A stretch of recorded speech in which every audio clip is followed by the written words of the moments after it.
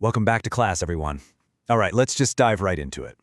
Today, we're bringing you a masterclass explainer on something you probably think you already know inside and out, the American Revolution. But listen, we aren't just going to sit here and memorize dates or map out troop movements or talk about who shot who on some grassy hill. No way. Instead, we're going to unpack the ideological warfare, the massive egos, and frankly, the glaring hypocrisies that actually built the foundation of the United States. So I want to start things off by throwing a quick pop quiz question your way. Was the American Revolution actually revolutionary? I want you to just keep that in the back of your mind as we go through this because, it's so easy to just look at the battlefield maneuvers and frame the whole thing as this simple, classic underdog story. But I'm challenging you today to look way beyond the rote memorization. We really need to dig into the actual ideas that sparked the fire and honestly ask ourselves, who really benefited when the smoke finally cleared? Okay, so here's our lesson plan for today. We are going to start with the roots of rebellion, then move right into the Battle of the Documents, take a look at Washington versus the King, and finally, wrap things up with ideals versus harsh realities. All right, let's kick things off with Section 1, The Roots of Rebellion, a Clash of Worldviews. Long before anyone even thought about firing a musket, the whole relationship between Great Britain and the colonies was already fundamentally shifting. And to really grasp that friction, you've got to understand this concept called salutary neglect. See, for decades, Britain basically just left the colonies alone. They were super loose with enforcing trade laws, and they basically let the colonies set up their own legislative assemblies. Think of it kind of like a teenager whose parents go out of town for the weekend, right? The teen figures out how to cook for themselves, they set their own schedule, they essentially run the house. But then, suddenly, the parents burst back through the door, demand rent, and set a super strict 8 o'clock p.m. curfew. By that point, that colonial culture of self-governance had totally evolved into something the colonists considered a fundamental natural right. And, well, the main reason those parents came back with an absolute vengeance was debt.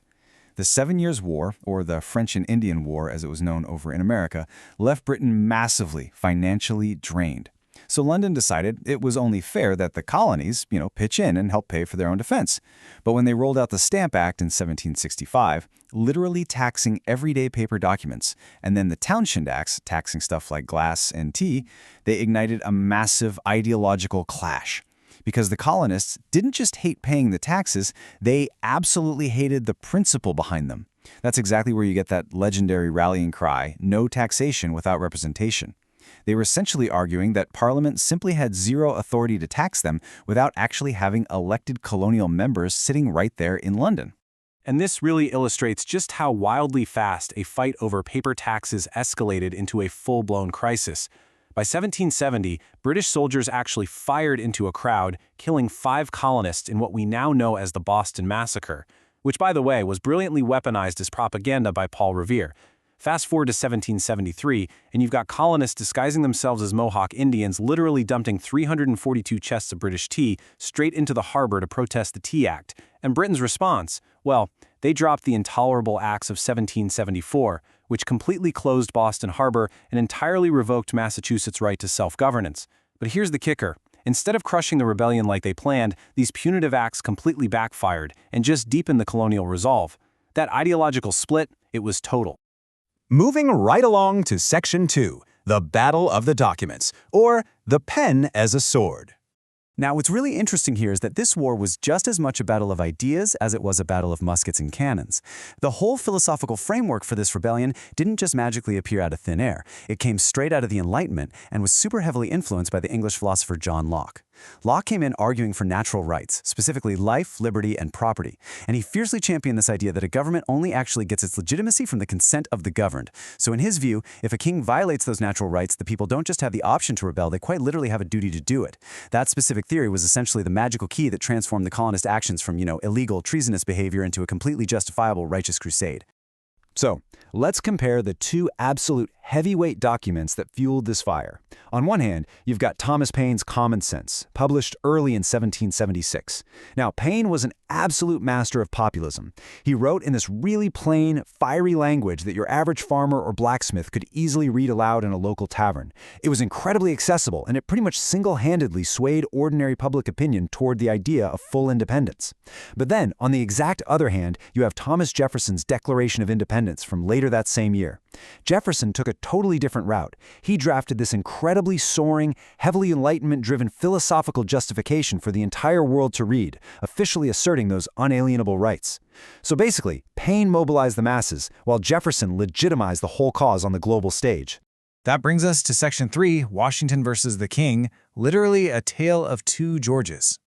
To truly understand this conflict, we really have to look at the massive clash of personalities and leadership styles that basically define the opposing forces.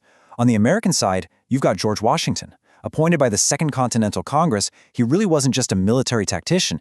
He was the commander-in-chief whose sheer moral authority and absolute perseverance held a freezing, starving Continental Army together through some truly catastrophic lows. I mean, think about that devastating retreat across New Jersey. Then, over on the other side, you've got King George III, a completely steadfast British monarch who stubbornly, utterly refused to concede even an inch to colonial grievances. And because of that refusal, he was entirely transformed in the American political memory into the ultimate, defining symbol of tyranny. And if we look at how these two operated, it's clear their totally opposing viewpoints shaped the entire conflict. Washington viewed authority as something you actively had to earn through shared suffering and moral fortitude, constantly adapting just to keep the revolution alive. Meanwhile, King George III viewed authority as this absolute inherited right, which naturally led him to just double down on harsh, punitive measures rather than trying to find any sort of workable political compromise. When you have two completely different perspectives on what authority even means, you are basically guaranteeing a fight to the bitter end. All right, let's move into our final segment, Section 4, Ideals versus Harsh Realities, the Great Contradiction. So, the crucial point is this. We've talked all about these high-minded Enlightenment theories, the brilliant documents, the incredibly steadfast leadership. But as historians, we absolutely have to look at the entire picture and address the single most glaring historical contradiction of the founding era. Read this incredibly soaring rhetoric from the Declaration of Independence with me, that all men are created equal. I mean, it is arguably the most famous phrase in the English language. It's beautiful, it's deeply inspiring, and yet, for so many living in the colonies at that exact moment, it was an incredibly dark, dramatic irony. Because the actual reality on the ground, it looked very, very different.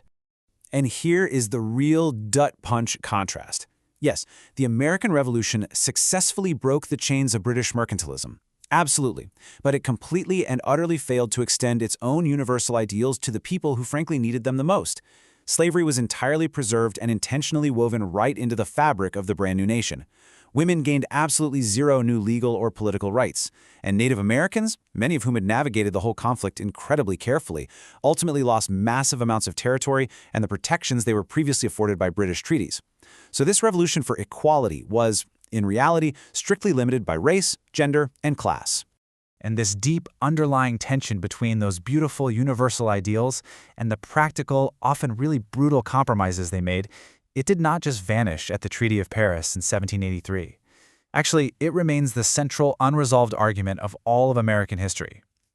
The compromises made by the founders, like explicitly preserving the institution of slavery just to keep the southern states in the Union, echoed loudly through the centuries. It is the exact same tension that ultimately fueled the Civil War, the women's suffrage movement, and the Civil Rights era. We are quite literally still debating the boundaries of those Enlightenment ideals today. Which finally brings us to a big historiographical debate question that I want to leave you with to chew on long after this explainer wraps up. How exactly should we weigh the revolution's glaring betrayal of excluded groups against its undeniable democratic achievements? Were the founders visionary idealists who genuinely pushed the world forward, or were they just self-interested elites protecting their own property? Look, the answer is messy, it's complex, and honestly, it's exactly why the American Revolution isn't just some dusty, boring history. Its documents, its core ideals, and its biggest contradictions are very much alive in our political discourse right this second. So think about it, debate it with your friends, and please, never stop questioning the history you're handed. Thanks so much for learning with me today.